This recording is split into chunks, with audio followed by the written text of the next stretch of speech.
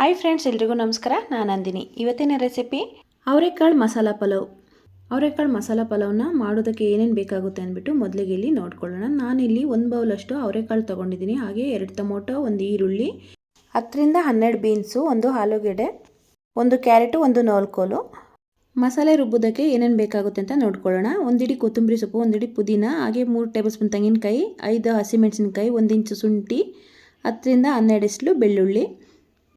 ಮೊದಲಿಗೆ ಇಲ್ಲಿ ಒಂದು ಮಿಕ್ಸಿ ಜಾರ್ ತಗೊಂಡು ನಾವು ತಗೊಂಡಿರುವಂಥ 1 ಹಿಡಿ ಆಗೋಷ್ಟು ಕೊತ್ತಂಬರಿ ಸೊಪ್ಪು, ಹಾಗೆ 1 ಹಿಡಿ ಆಗೋಷ್ಟು ಪುದೀನ, 3 ಟೇಬಲ್ ಸ್ಪೂನು ತೆಂಗಿನಕಾಯಿ ತುರಿದಾದ್ರೂ ಹಾಕ್ಕೊಳ್ಳಿ, ಇಲ್ಲ ಚಿಕ್ಕದಾಗಿ ಕಟ್ ಮಾಡಿ ಸೇರಿಸ್ಕೊಂಡ್ರೂ ಆಗುತ್ತೆ. ನಾನು ಖಾರಕ್ಕೆ ಇಲ್ಲಿ ಹಸಿಮೆಣಸಿನಕಾಯಿ ಹಾಕ್ಕೊಳ್ತಾ ಇದ್ದೀನಿ, 4 ರಿಂದ 5. ಜೊತೆಗೆ ಸ್ವಲ್ಪ ಚಿಲ್ಲಿ ಪೌಡರ್ನು ಕೂಡ ಸೇರಿಸ್ಕೊಳ್ತಾ ಇದ್ದೀನಿ. ಹಾಗಾಗಿ ನಾನು 5 ಹಸಿಮೆಣಸಿನಕಾಯಿ ಹಾಕ್ಕೊಳ್ತಾ ಇದ್ದೀನಿ. ಹಾಗೆ 10 ರಿಂದ 12 ಎಸ್ಲು ಬೆಳ್ಳುಳ್ಳಿ, ಹಾಗೆ 1 ಇಂಚು ಶುಂಠಿನ ಕಟ್ ಮಾಡಿ ಸೇರಿಸ್ಕೊಳ್ತಾ ಇದ್ದೀನಿ. ಜೊತೆಗೆ 1 ಟೇಬಲ್ ಸ್ಪೂನ್ ಉಪ್ಪು ಹಾಕ್ಕೊಂಡು ತರಿಯಾಗಿ ರುಬ್ಕೊಳ್ತೀನಿ. ತುಂಬ ನಯಸಾಗಿ ಏನು ಬೇಡ, ಒಂದು ಮೀಡಿಯಮಾಗಿ ತರಿಯಾಗಿದ್ದರೆ ಸಾಕು. ಇವಾಗ ಒಂದು ಕುಕ್ಕರ್ನ ಒಲೆ ಮೇಲೆ ಇಟ್ಕೊಂಡು ಕುಕ್ಕರ್ ಸ್ವಲ್ಪ ಬಿಸಿ ಆಗ್ತಿದ್ದಂಗೆ 3 ಟೇಬಲ್ ಸ್ಪೂನು ಆಯಿಲ್ ಹಾಕ್ಕೊಂಡು, ಹಾಗೆ 2 ಟೇಬಲ್ ಸ್ಪೂನು ತುಪ್ಪ ಕೂಡ ಸೇರಿಸ್ಕೊಳ್ತೀನಿ. ಇಲ್ಲ ಬರೀ ತುಪ್ಪದಲ್ಲಿ ಕೂಡ ಮಾಡ್ಕೊಳ್ಬೋದು, ಇಲ್ಲಾಂದರೆ 2 ಸೇರಿಸಿ ಮಾಡ್ಕೊಳ್ಬೋದು. ಎಣ್ಣೆ ತುಪ್ಪ ಸ್ವಲ್ಪ ಬಿಸಿ ಆಗ್ತಿದ್ದಂಗೆ ಹೋಲ್ ಸ್ಪೈಸಸ್ ಅಂದರೆ ಪಲಾವಿಗೆ, ಬಿರಿಯಾನಿಗೆ ನಾವು ಯೂಸ್ ಮಾಡುವಂಥ ಮಸಾಲೆಗಳನ್ನ ಹಾಕ್ಕೊಂಡು ನೋಡಿ ಒಂದು 10 ರಿಂದ 12 ಸೆಕೆಂಡು ಫ್ರೈ ಮಾಡ್ಕೊಳ್ಬೇಕಾಗುತ್ತೆ. ಸ್ಪೈಸಸ್ ಎಲ್ಲ 10 ಸೆಕೆಂಡು ಫ್ರೈ ಆದಮೇಲೆ ಇವಾಗ ಕಟ್ ಮಾಡಿ ಇಟ್ಕೊಂಡಿರುವಂಥ ಈರುಳ್ಳಿನ ಸೇರಿಸ್ಕೊಂಡು ಚೆನ್ನಾಗಿ ಫ್ರೈ ಮಾಡಬೇಕು. ಈರುಳ್ಳಿ ಕಲರ್ ಚೇಂಜ್ ಆಗೋವರೆಗೂ ಚೆನ್ನಾಗಿ ಫ್ರೈ ಮಾಡಿಕೊಂಡು ಇವಾಗ ನಾವು ಎತ್ತಿಟ್ಕೊಂಡಿರುವಂಥ ಅವರೆಕಾಳನ್ನ ಹಾಕ್ಕೊಂಡು 2 ರಿಂದ 3 ನಿಮಿಷ ಚೆನ್ನಾಗಿ ಹಸಿ ಸ್ಮೆಲ್ ಹೋಗೋವರೆಗೂ ಫ್ರೈ ಮಾಡ್ಕೊಳ್ಬೇಕು. ಈ ಪಲಾವ್ನ ಬರೀ ಅವರೆಕಾಳು ಹಾಕಿ ಆದರೂ ಮಾಡ್ಬೋದು, ಇಲ್ಲ ಜೊತೆಗೆ ಸ್ವಲ್ಪ ತರಕಾರಿ ಕೂಡ ಸೇರಿಸ್ಕೊಂಡು ಮಾಡ್ಕೊಳ್ಬೋದು. 1 ಪಾವ್ ಅಕ್ಕಿಗೆ 1 ಪಾವ್ ಅವರೆಕಾಳು ಹಾಕಿ ಮಾಡಿದರೆ ತುಂಬಾ ಚೆನ್ನಾಗಿರುತ್ತೆ.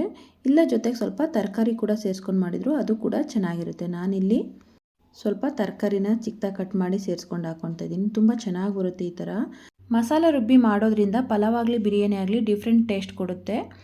ಅದರಲ್ಲೂ ಸೀಸನ್ ಇದ್ದಾಗಂತೂ ಅವರೆಕಾಳು ಪಲಾವು, ಅವರೆಕಾಳು ಉಪ್ಪಿಟ್ಟು ಮಾಡಿದರೆ ತುಂಬಾ ಚೆನ್ನಾಗಿರುತ್ತೆ. ಹಾಗೆ 1 ಟೇಬಲ್ ಸ್ಪೂನು ರುಚಿಗೆ ತಕ್ಕಷ್ಟು ಉಪ್ಪು ಹಾಕ್ಕೊಳ್ಳಿ. ಉಪ್ಪನ್ನ ರುಬ್ಬೋಗೂ ಕೂಡ ಹಾಕ್ಕೊಂಡಿದ್ದೀವಿ ಮಸಾಲೆಗೆ. ನೋಡಿಬಿಟ್ಟು ಉಪ್ಪು ಸೇರಿಸ್ಕೊಂಡು ಒಂದು 2 ರಿಂದ 3 ನಿಮಿಷ ಮತ್ತೆ ಚೆನ್ನಾಗಿ ಫ್ರೈ ಮಾಡಿಕೊಂಡು ಇವಾಗ ಟೊಮೊಟೊನ ಚಿಕ್ಕದಾಗಿ ಕಟ್ ಮಾಡಿ ಸೇರಿಸ್ಕೊಳ್ತಾ ಇದ್ದೀನಿ. ನಾನಿಲ್ಲಿ 2 ಟೊಮೊಟೊ ಹಾಕ್ಕೊಳ್ತಾ ಇದ್ದೀನಿ. ಟೊಮೊಟೊನ ರುಬ್ಬಿ ಕೂಡ ಹಾಕ್ಕೊಳ್ಬೋದು, ಇಲ್ಲ ಹಾಗೆ ಕೂಡ ಚಿಕ್ಕದಾಗಿ ಕಟ್ ಮಾಡಿ ಸೇರಿಸ್ಕೊಳ್ಬೋದು. ನಾನಿಲ್ಲಿ ಕಟ್ ಮಾಡಿ ಸೇರಿಸ್ಕೊತಾ ಇದ್ದೀನಿ.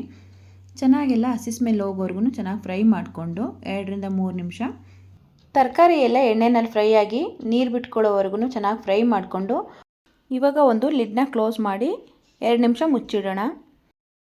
ನೋಡಿ ಇವಾಗ 2 ನಿಮಿಷ ಆಗಿದೆ, ಚೆನ್ನಾಗಿ ಸಾಫ್ಟ್ ಆಗಿದೆ ಟೊಮೊಟೊ ಆಗಲಿ ತರಕಾರಿ ಆಗಲಿ.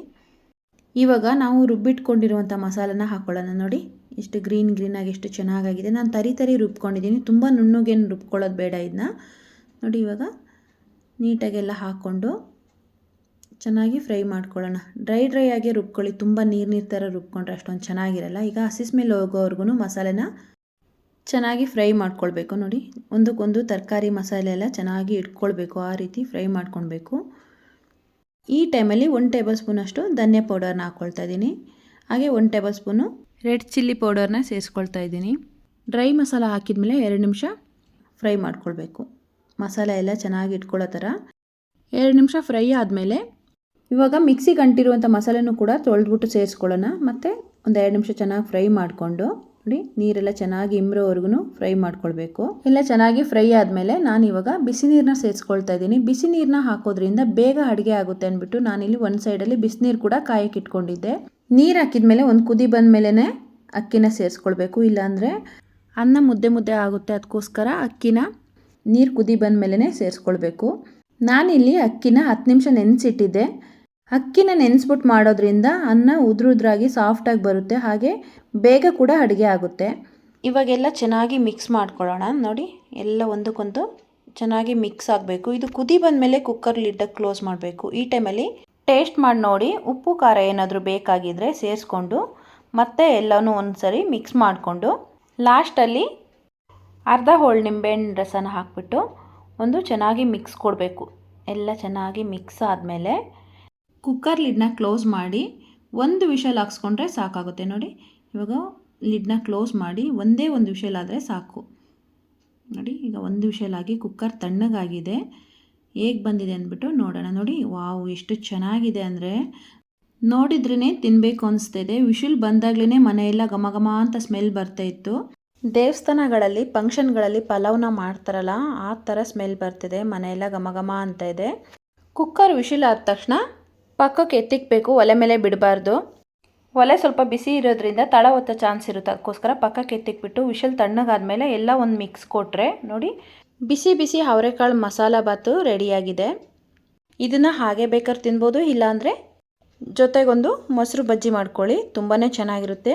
ನಾನಿವತ್ತು ಮೊಸರು ಬಜ್ಜಿ ಏನೂ ಮಾಡಿರಲಿಲ್ಲ, ಹಾಗೆ ತಿಂದ್ವಿ. ತುಂಬಾ ಚೆನ್ನಾಗಿತ್ತು, ಮನೆಯವರೆಲ್ಲ ಇಷ್ಟಪಟ್ಟು ತಿಂದರು. ನಿಮಗೂ ಇಷ್ಟ ಆಗುತ್ತೆ, ಟ್ರೈ ಮಾಡಿ ನೋಡಿ. ಹಾಗೆ ಹೇಗೆ ಬಂತು ಅಂತ ಕಮೆಂಟ್ ಮಾಡಿ. ಹಾಗೆ ಈ ವಿಡಿಯೋ ಇಷ್ಟ ಆದರೆ ಲೈಕ್ ಮಾಡಿ. Thank you.